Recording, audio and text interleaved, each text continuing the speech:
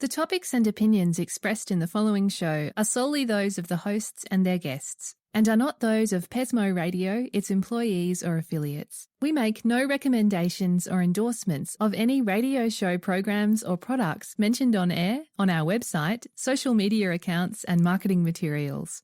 No liability, explicit or implied, shall be extended to Pesmo Radio, its employees or affiliates. Any questions or comments should be directed to those show hosts. Thank you for choosing Pesmo Radio. Are you a songwriter? Are you looking to turn your songwriting passion into a full-time gig? Whether you are just at the start of your songwriting journey or a seasoned industry professional, this show is made for you. Welcome to the Songwriter Show, bringing together songwriting news, interviews, and community. Now, welcome your host, Sarantos. Thank you for tuning in, and welcome back to the Songwriter Show. I'm your host, Sarantos. I'm a solo music artist who's been writing lyrics for as long as I can remember. Words are so important to me, and that's why I'm thrilled to host this show for you every Tuesday evening.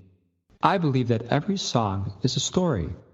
The Songwriter Show is broadcast live on #1 ranked Pesmo Radio and has listeners in all 206 countries in the world and every state in America. The station is also licensed with ASCAP, BMI, CSAC, and Sound Exchange, and has partnerships throughout the music industry, including iHeartRadio and exposure to over 300 million listeners. Tonight's guest is Blue-Eyed Christ. Blue-Eyed Christ is the electronic industrial rock project of established producer-engineer John D. Norten. John has worked with many of the biggest artists in music, helping them achieve their visions, such as Prince, Fergie, Lady Gaga, and Dr. Dre. In contrast, Blue-Eyed Christ is 100% John's artistic vision in the studio. That vision is the visceral combination of heavy electronic industrial rock mixed with personal lyrics and just the right balance of hooks and noise. Blue-Eyed Christ is the combination of John's experimental Chicago tracks background mixed with the pop and polishing he brings to other artists. And now, welcome this week's special guest. Welcome to the show, John. How are you doing tonight? Hi, I'm good. Thanks for having me. You're very welcome, my friend. I'm looking at your bio here, and it's very, very impressive, man. You've been doing this for a little bit, huh? Yeah. I actually wrote a lot of my first album that came out in 1991 when I was in high school. It came out when I was 19. I was in college at that point. But yeah, so I've been doing the songwriting and engineering and mixing and production and all of that, since I was a kid. Basically, Blue-Eyed Christ was my project, and then at around the year 2000 I decided to get serious in the studio about producing, mixing, engineering other established artists and stuff like that. Yeah, well, I'll tell you, I've been doing this 7 years, and mixing engineers I think are one of the most undervalued professions, because I used to use a mixing engineer that was awesome my first 2-3 years, and he since got really big and went into other projects. He couldn't service my indie stuff anymore, and I've noticed a huge drop off, and I think that's just, man, you guys are so valuable. Yeah, the mixing and mastering and all of that is really important. I don't think a lot of people necessarily understand that, and honestly it really is a challenge these days for somebody like myself, because credits have kind of fallen by the wayside. So you're even less known than you were 20 years ago, when everybody bought CDs and would at least, see the credits of who mixed and produced the records and stuff like that. Yeah, it's hard to actually find. I don't know what services you're on, but Sound Better, Craigslist, I've tried all these services, and it is a shame that you can't readily find who mixed something, because if you find a song that you like and that style, a lot of times that'll tell you a lot about who you should use for your music. Yeah, definitely. But the problem these days too is a lot of the credits get lost along the way too. Not only does it not make it to Spotify or something like that, but I'm saying there's a lot of records that I've engineered that I haven't even been credited on. And it's not malicious or anything. It just kind of gets lost in the chaos of everything. But yeah, I actually am on Sound Better also, because I do offer mixing and engineering and mixing, production, and mastering remotely via the internet for people via Sound Better, independent artists and stuff like that. So people can always look me up there, John D. Norten on Sound Better. Awesome, man. Yeah, I hope we can drum up some business for you. Yeah, I was going to say, you need a good mixer, definitely let me know. I'll tell you what, I'm going to definitely email you after the show because it's really hard to find someone that meshes, you know what I mean, that really can take your music and take your tuned vocals and do layers on the vocals and do like just mixing each of the instruments. It really makes a huge difference. Otherwise you get a muddy mix and it just is not the same. Yeah, and I mean, honestly, it just comes from years of experience. Like, I think a lot of times people try to hire somebody really cheap on like Fiverr or something like that, and you're not really doing yourself a favor if you go for somebody who's kind of a novice, who's not established. I mean, my recommendations for people is always like, you know, look at albums and singles that you like and try to figure out who mixed that and try to contact them or, you know, that kind of stuff. I was going to go off into some of your current projects, but one last question. What suggestions do you have for some of our listeners are indie artists like myself, and they don't have this huge budget to hire like Grammy-nominated people or people who work with big artists? What do you do then? You're kind of between a rock and a hard place. You don't want to mix it yourself because you're not as good, but you don't have this kind of budget or the points to give away like the big mixing engineers desire. What do you do then? Honestly, I think SoundBetter is a good resource for a lot of people. You know, I've been pretty happy with that. And you know, my rates that I offer on there to stay competitive are way cheaper than what I charge the bigger labels. So you may be able to find somebody who's maybe bigger or more established than you think, who's on SoundBetter just cutting good deals for sort of indie artists and stuff like that. But definitely, if you don't have any budget, I guess you just kind of got to do it yourself. Yeah, okay. It's fascinating, and I know we got distracted, but that's really interesting. And Paul, one of our listeners, is asking what I just asked. What do you do if you're an indie artist and you can't? So, Paul, I would listen to John, and I would go to SoundBetter. I have had some success there, but hopefully you can get someone who's really talented to work within your budget. Yeah, definitely. Okay. John, tell us a little bit about you. What kind of instruments do you play? What is your first passion instrument-wise? Well, to be honest, I always consider myself more of a songwriter than a great musician or anything. Like, I'm not I took piano lessons when I was a kid, and definitely my background with Blue Eyed Christ and that it usually starts with programming and MIDI and synthesizers and that kind of stuff. But I play a little bit of guitar. I really enjoy drum programming. I think with my industrial background, the drum programming is something that I'm really good at. Like that's why a lot of my major label clients that I work with and stuff like that are people that are really into the drums and stuff like that. I seem to be really good at that. But yeah, I play a little bit of piano, bass, a little bit of guitar, but I wouldn't consider myself like, you know, great at any one of those. But I'm, you know, good enough to at least be able to play my songs. Yeah. I think what you said is really true, too, is if you're going to program things with a drum machine or loops or having a mixing engineer that can make it sound more authentic and sometimes more human or more refined is a huge advantage. I will say, though, when I was growing up, people would always have the attitude of like, oh, it's not real music. It's like it's electronic. All you do is press play. And back then it really wasn't. But it's kind of sad to see how it's sort of morphed into that. Like you see a lot of people who just put a few loops together who go, this is my song. It's like, really? That's not really a song. You know what I mean? So even though I kind of come from this electronic background and I'm somebody who's into technology, I really loathe like those programs that like, oh, scroll through and pick a melody. You know, it's like it's not exciting to me as an artist. I mean, I guess for some people that's kind of fulfilling, but to me the point is to do something that kind of, especially with Blue Eyed Christ, because I work on pop music for a living, you know, so very easily I can hear like verse, chorus, verse, you know, like the pop song arrangements and stuff like that. So I try to do something different with Blue Eyed Christ to try to bring, you know, a more experimental approach to the table. But that being said, frankly, I'm a lot less experimental than I think a lot of my industrial counterparts, because I do really appreciate the idea of a song and a great chorus and good hooks and that kind of stuff. No, I get it. How do you divide your week? Is it like 20% mixing, 20% your band? I mean, how do you figure out what you're doing? Honestly, like unless I have something like, say, the Blue Eyed Christ album that just came out, where I really had to prioritize that. Usually I just kind of work it around. I'm a freelance mixer, producer, engineer. And, I'll get really busy sometimes and, not be able to work on any of the Blue Eyed Christ stuff for like, a month or two or something. But then there'll always be some sort of a slow spell where I have like, time to concentrate on Blue Eyed Christ. So I just kind of work it around the sort of larger projects. Sure. Okay. Which famous musicians do you admire? I mean, it's going to sound like odd because I'm going to name someone that I worked with, but Prince. I mean, when I worked with Prince, that was like a dream come true because like the Purple Rain tour was one of the first concerts I ever saw when I was like a real little kid, and I was like a massive Prince fan, and he really did not disappoint in the studio. I worked on the Musicology album. I was one of 2 engineers on that, and basically that was an awesome time in his career. He was making a very calculated comeback to do an arena tour of the hits and stuff like that, and it was really cool, dude. There were some nights where it was just me, Prince, and the other engineer in the studio, and then there were some nights where it was the whole band, and we would be like recording for the Grammys and stuff like that. So it was, Prince definitely.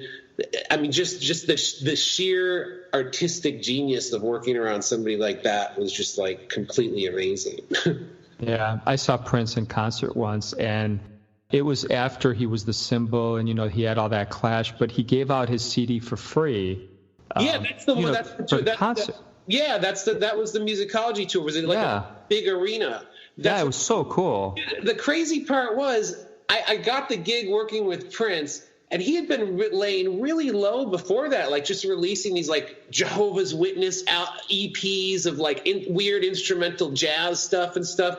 But it was like that was his big sort of calculated comeback. I really feel very fortunate. Like, to me, that was the last time Prince was like really great, was that Musicology tour and all that. And I think he knew that he was kind of getting older and stuff, and really wanted, because he's the artist that will always sort of alienate his fans. Because trust me, I saw him like so many times in that few months I worked with him. I would go to the small House of Blues shows, and like in theory you would think, wow, that's really cool. It's cooler to see Prince at a small club than it is at the arena for the Musicology tour.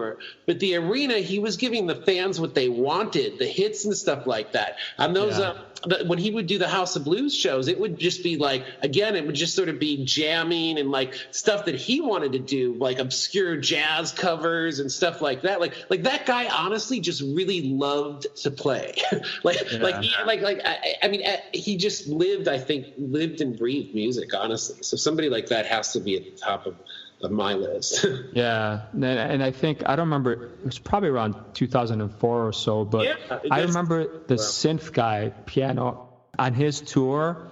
It was crazy. I don't know who it was, but I have never seen someone between Prince and his guitar and this synth keyboard keys player. It was like, the guy was so talented. It was unbelievable. I've never seen anything like it.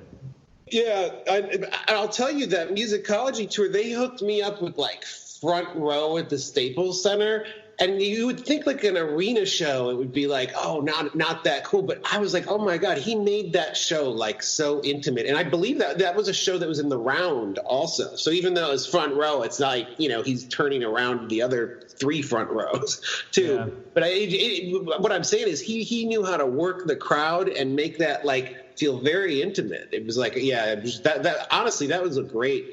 I'm glad that you got to see him on that tour in that era, because again, that was I'm obviously biased, but that was a great tour and era for him. I'm trying to remember. I don't know where I heard this, but talking about live shows, they're talking about, you think people like Prince make it look easy, but he sits there for an hour practicing a little mic flip or something, and the effort that he puts into his shows was incredible from what I've read. Yeah, I mean, he definitely would work that band really hard. For sure. First and stuff like that, because we did a lot of that stuff too. But yeah, I mean, you're on call 24/7. See, I was cool because I only worked with him for a couple months for that specific project at the studio out here in Los Angeles, where like I have other friends that have engineered for him for several years and stuff like that, and most of them get pretty bitter because it's like you'll get the call at like 3 a.m. Prince wants to go record, and it's like, okay, now I got to go to the studio. Oh wow, yeah, that sucks. You work with him, it was definitely like a 24/7 kind of gig. It wasn't even that much work; it was just on call pretty much. Yeah. A lot of work, don't get me wrong, but the guy was juggling a lot more than just the studio. So we were a small part of his day. Yeah. So let's talk about your band here a little bit. Yeah. How often do you guys practice, gig? Obviously, with coronavirus, you probably don't do any live tours right now, but tell us a little bit about that. Well, yeah, I haven't been playing out for the last several years. I mean, the last real shows that I did was probably like in Germany in 2008, because Blue Eyed Christ works much better as like a full band, and it's pretty much me in the studio. So it's like it's very different than like a gang of four that go and get in a van or an RV and tour or something like that. There's logistics involved of me teaching the band the parts, and like, you know, I don't have like permanent members or something like that. And, you know, obviously I have to pay them too. So it has to be centered around a tour kind of thing. So I'm actually one of the only people, when I get the question, since I've been doing all these interviews recently about, oh, how has the pandemic affected your touring? I was like, I actually kind of wasn't planning on touring for this anyway. Because I was what I thought I was going to do touring wise and live-wise was I have a project with Groovy Man from My Life with the Thrill Kill Cult. He's the singer of the frontman of My Life with the Thrill Kill Cult. And we have our project, Trash Deity, that came out on Metropolis in 2018. And we're a duo. So I thought that he and I would tour this year as Trash Deity because, you know, that's some easier logistically. We could go out as a duo, just me and him and like one or two crew or something. Yeah, fascinating. I do hope to tour at some point off of this album. I really do want to start doing some Blue Eyed Christ shows again. But again, it has to logistically make sense, which I don't see that happening anytime soon, really. Yeah, I agree. How do you balance the music life you have with other obligations, family, friends? Well, my family doesn't live in Los Angeles, so that's not really that hard. Again, the hardest thing is maintaining relationships. Like, I don't actually have like a girlfriend or a wife or anything like that. No girlfriend currently, and you know that's the hard part because they're not always understanding of the not being able to like know what your schedule is going to be in advance kind of thing. When you get on some of these projects, it can be a lot of late night kind of hours and stuff like that. So it's definitely a challenge, the social life aspect of it. But I mean, music is definitely like what I do for a living. So it's like if I have a big gig that I have to do, like a Black Eyed Peas or a Fergie or a Backstreet Boys or something like that, I have to do that. You know, I mean, it's like as much as I love Blue Eyed Christ, it's not what I make my living on. You know, it's like something. Yeah. It's definitely an established underground industrial project. You know, this is my fifth album, and my first one was from 1991. So you know, I'm definitely an established artist with a certain following, but it's not like a mainstream kind of following. You know, nobody bought records anymore, honestly. So all the money is from the touring. So since Blue Eyed Christ doesn't really actively tour a lot, it really cuts down the revenue stream. What's interesting on that is you would think, oh, it's just the shows, but that's where a lot of these smaller artists actually sell their shirts, sell their CDs. Like there's a lot of industrial fans, because they're a little bit older, who still would buy a CD, but they're going to buy it at a show for a memory. They're not going to go to Amazon.com necessarily and buy your CD. So from not touring, it actually takes away a lot of revenue streams, I kind of have learned. Yeah, absolutely. When you do your own songs, music, do you do music first, lyrics first, melody? How do you start? Yeah, I usually do the music first. I usually start with like, you know, some kind of drums and a bass kind of thing. I mean, every song is different, you know. Some songs take like a total of 24 hours. Some songs take weeks or something. But I usually like to start with the music. I'm very prolific with the music. Like as a producer who also does tracks for other people and stuff like that, I always have piles of tracks. And basically what ends up sort of usually being a Blue Eyed Christ album is the ones that I end up being inspired to sort of write lyrics to. So I start with the music, and then I usually kind of have a good arrangement when I do the instrumentals, so it's sort of inspiring with different sections. And then I sit down and I'll write lyrics, and then go back and, you know, alter the music, and they kind of, you know, play off of each other. You know, once I add the lyrics and vocals, then things change a bit musically, you know, whether I'm adding things or taking things out or changing arrangements. Yeah. So one of our listeners, Becky, is asking if you do collaborations, if you do work for hire agreements. It sounds like she's interested in how you would work with someone like her. Right. I do collaborations, like in the sense where like other sort of established industrial artists kind of stuff, meaning like I did some mixing for Mia Fisher from ex-vocals of Lords of Acid, and she did some songwriting and vocals on my song and stuff like that. But usually if it's the pop stuff, it's just kind of more exclusively a work for hire. I'm not the kind of mixer or producer that's ever like, no, I won't work with that. You know, I always try to find the best in any song. Like anytime I go to mix a song or something, I always kind of think like, what if I was like the biggest fan of this artist? Like, how would I want this song to sound? So basically, it just honestly comes down to budget. If somebody has a budget to hire me to mix or produce or remix their songs, I'll do that. The things that I usually do, like I said, that are more sort of a barter kind of thing is more intimate friends that I've had that are part of the industrial community or scene where we'll do remixes for each other and stuff like that. But yeah, generally it's work for hire. Okay. We're going to hear your song here in a minute. Tell us about this song. What inspired it? What do you want us to take from it? America H is one of my favorite songs for my new album, World on Fire, which came out May 22nd on Distortion Productions. And it's about sort of sifting through and trying to understand all the information that's being fired at us. Like there's a lyric in the chorus that says, it's in the lens you use that will make up your truth. What that means is if you watch say Fox News as opposed to like CNN or something, your narratives of how you view the world will be very different. Okay. What's the lead instrument for this song? The lead instrument? I think the bass line is actually very melodic sort of on there. I think that's sort of the bass and drums are sort of the driving force of that song. Okay, awesome, my friend. All right, let's take a listen, and we'll come back and talk, okay? Cool. All right, here we go. Check it out.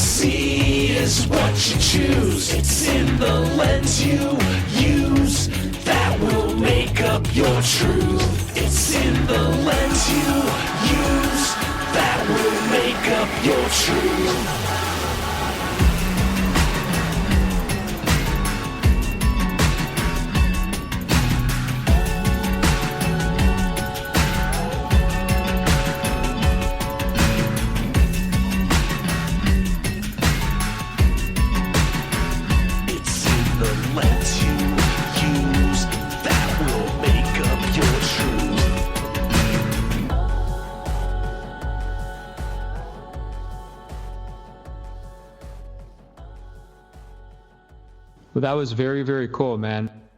You got to tell me more about this band of yours. Tell me more about what you guys are doing. Well, yeah, the new album World on Fire just came out, and that's what I'm here promoting. And it's really exciting. It's my first album since 2014, so it's my first album in 6 years. It's something I'm really proud of. I spent a couple years on it.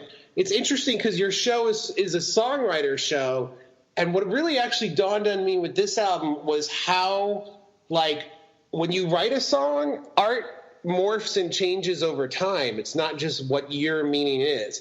And what I mean by that is my whole album seems to be coming true. It's incredibly sort of prophetic. Even the cover with the face mask, that wasn't a statement of the coronavirus or anything at all. But my point is I have a song on my album called Take It to the Streets. It's a song about violent protests. That was written a couple years ago. But since George Floyd and all that stuff, it's wow, oh my gosh, it just seems that much more relevant and takes on a whole different layer of meaning than me, the original songwriter, even intended. And that's kind of what I guess the lesson that I'm learning with this is not only is there the intention of what I write when I write a song, but then when it goes out in the world, because of what external forces in society, it can take on a whole different meaning. Yeah, okay. How would you answer to someone getting into business or being in it for a few years? How do you make it in this business? How would you answer that? Oh, honestly, I have no clue. The whole business is so different than it was when I was getting into it initially, than when I was breaking into the professional mixing and engineering around 2000. It's all changed since then. I was coming up at literally the worst time, meaning right when I was coming up, trying to go from assistant engineer to engineer around 2000, 2001. That was right when Napster was happening. So it was wow. Yeah.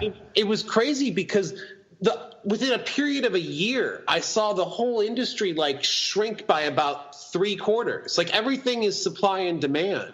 So it basically all of the record labels were we're dropping any artists that we were developing and we're just concentrating on the artists that sell records. So it's my job wasn't necessarily dependent on record sales, meaning being an engineer, but it was dependent on record labels making albums.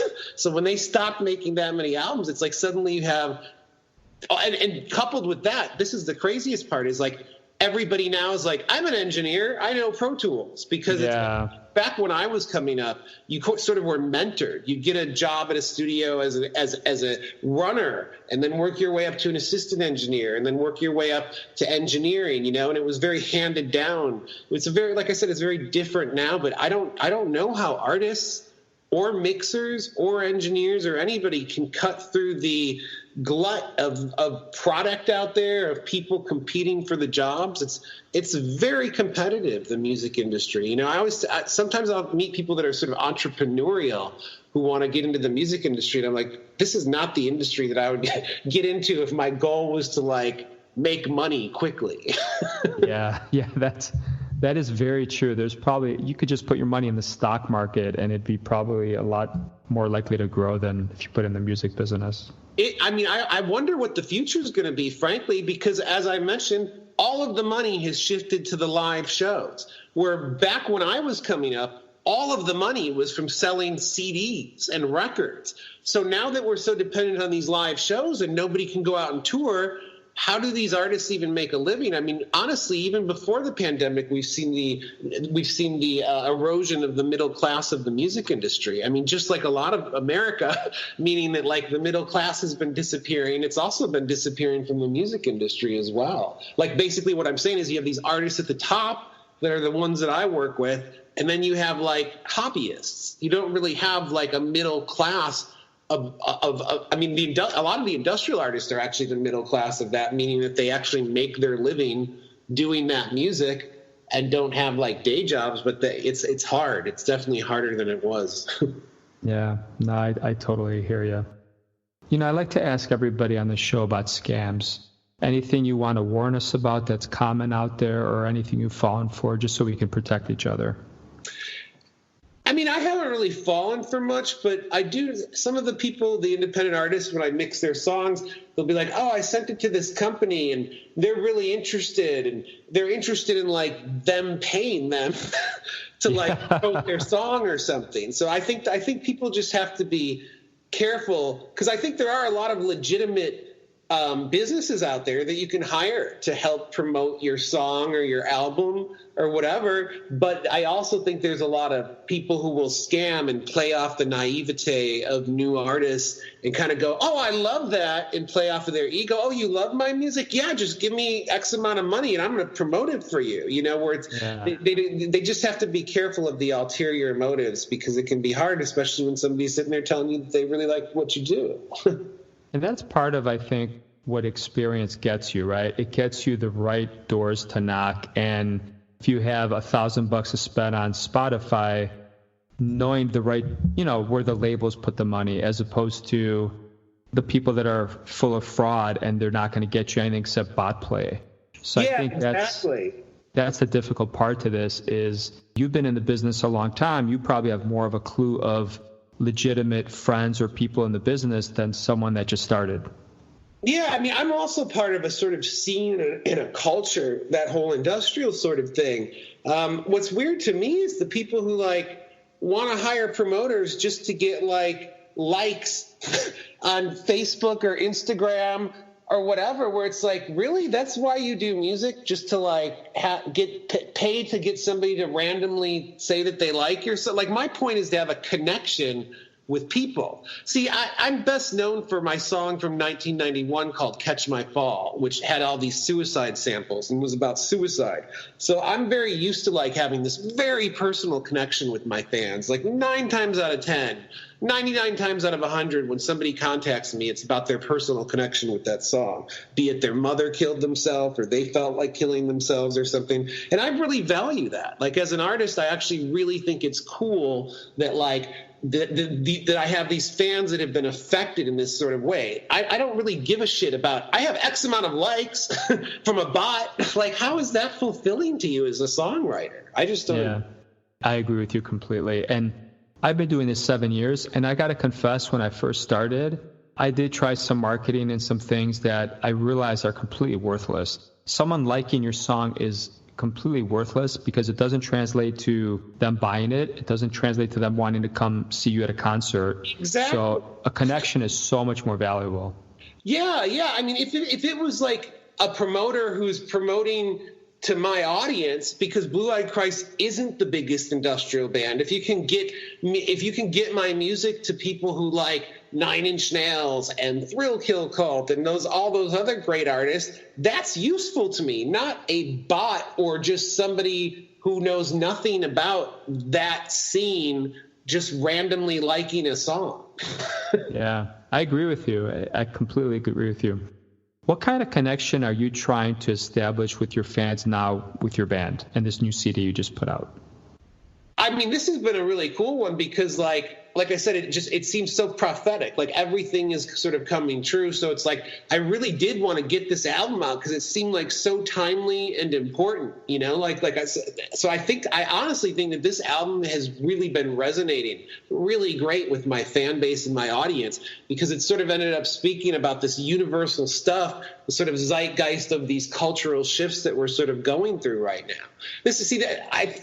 My first album in 1991 had a lot of my political sort of songs and stuff like that. And then I kind of went more of this sort of Nine Inch Nails introspective sort of way with my other albums. So this is kind of me coming back full circle and being pissed off or being angry again, and feeling inspired to write songs with more of a political nature. So this album kind of combines both the political and the personal side of songwriting that I'm known for.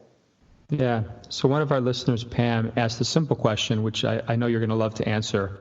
What is industrial music? Oh, I actually think a lot about this because people ask me about this. I think it's more of a cultural attitude and that than it is like a definite musical sound, because the term doesn't really mean anything. Meaning it came from like people banging and clanging and factories, and then it kind of got most known in the sort of early 90s and late 80s and early 90s with the Ministries and the Nine Inch Nails. It's kind of the heavy electronics and guitars, but there's so many different kinds of industrial, from like funk industrial to metal industrial to experimental industrial. I know a lot of my peers really, like, Ministry hates it when you call them industrial. A lot of these artists kind of run from that term, but I've always sort of embraced it. But again, to me, it's more about a mindset and a sort of culture and a scene than it is about a definitive musical sound. But I guess if I had to sum it up, I'd say to me it's sort of the heavy electronic music. The heavy electronics is definitely a signature element of industrial. Yeah, okay. Any hidden superpowers you want to confess to on the air here? Superpowers. I wish I had some superpowers, especially now. Huh? But yeah, I don't think I have any superpowers. No, you're not going to be starring in the next Marvel movie or anything like that? No. All right. Where do you think the music business is going in the next year? Any predictions? I don't know. I honestly wonder how people are going to survive without the live shows. I wonder I know in Chicago that Local H just did an outdoor drive-in show. I know that there have been a few places around the world that tried to experiment with these sort of drive-in concerts. Yeah. If you were asking more sonically where things are going, I don't know. I mean, who knows? I mean, the basic kind of pop stuff has been really dominating for the last several years. I mean, honestly, what I work on for a living is very different than the music that I listen to. Most of what I listen to is much more sort of like underground and experimental stuff. I keep up on the pop stuff because I have to, for sure. Yeah. And I enjoy it. Let me be clear, though. It really does bum me out because I come from that sort of like 90s indie scene where people looked at, oh, you're a sellout if you're mainstream, which you try to talk to a kid about that now. They don't even understand like what the term sellout means. It's just much. But what I'm saying is I have my indie friends who look down kind of snobbish at me working on pop stuff. Oh, you work with like Fifth Harmony and Fergie and this and that. But honestly, the thing that working in the pop stuff has really taught me is there's just two kinds of music, dude. There's good and bad. Like every genre has really cool music and music maybe that's not so cool. And I think that like I'm actually really grateful that my career took the turn to that and has exposed me to so much different kinds of music that I wouldn't be exposed to. So I just didn't want to come off overly negative with the indie attitude of I don't really listen to a lot of the mainstream stuff, because I actually think there's a lot more value in that than people give credit to. I mean, there's a reason people like those songs. They resonate with them for whatever reason. Yeah, no, I completely agree with you. Do us a favor, before we let you go here, tell us about your contact information. Where can people buy your music, stream it, your website, anything you want to share with the fans? Yeah, all my albums are streaming online wherever you like streaming music, be it Spotify, Apple, or wherever. If you actually like physical product, my new album does have a physical CD, so you can get that on my Blue Eyed Christ Bandcamp or from the record label Distortion Productions, which is the label that I'm on. To stay in touch with me, honestly, I'm mostly on Facebook. I do have a Blue Eyed Christ Instagram. I'm more active on my personal Facebook and my Blue Eyed Christ Facebook. If people are interested in hiring me for mixing, because I know we talked a lot about that, if people want to hire me for mixing, mastering, or production, they can definitely look me up on Sound Better also. I'm there under John D. Norten. My last name is spelled Norten. Every other Norton is pretty much Norton. So just be careful when you search for me to search for John Norten with an E. And I should pop up because I'm probably about one of the only ones with an E. Perfect, my friend. All right. Well, I want to thank you for being on the show. It was an absolute pleasure, and I'd love to have you back anytime. Great. Thanks for having me. Oh, you're welcome. So to any listeners out there who may be artists, hopefully you learned some information on the show that can help you. And if anybody would like to be on the Songwriter Show, please just reach out to me and email me. I want to thank everyone for listening, and I hope everyone's unique story gets heard around the world. My name is Sarantos. Please join me every Tuesday night to hear other amazing artists share their fascinating behind-the-scenes stories right here at the Songwriter Show. And tonight, I'm going to leave you with the song of mine that I released a few years ago called The First 5 Seconds. It's about love. I vividly remember the first time I found love at the ripe old age of 19.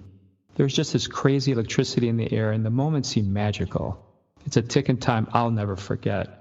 Going home that warm summer night with sleep was not an option because my heart was chirpy and thundering, so I wrote the song. I hope you enjoy it. You guys have a great night. I love you guys, and thank you for tuning in. I see you standing over there. Can I come over? It's really not a complicated situation.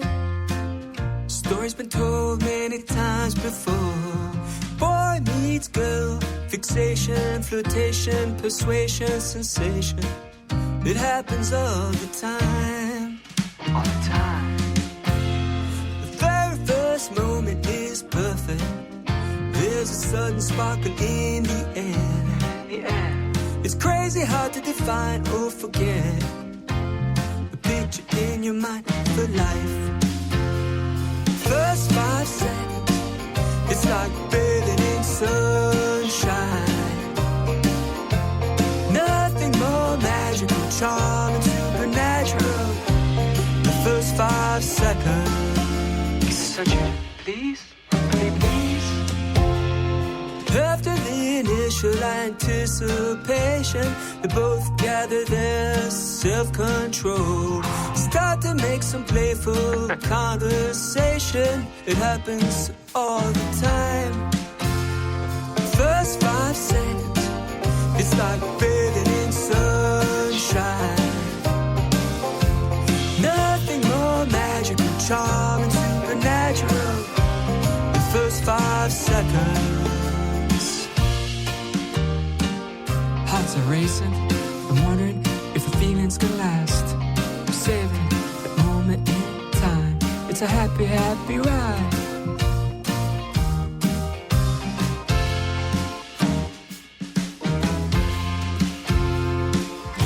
My heart's not steady. I'm ready. First 5 seconds, it's like bathing in sunshine. Nothing more magical, charming, supernatural.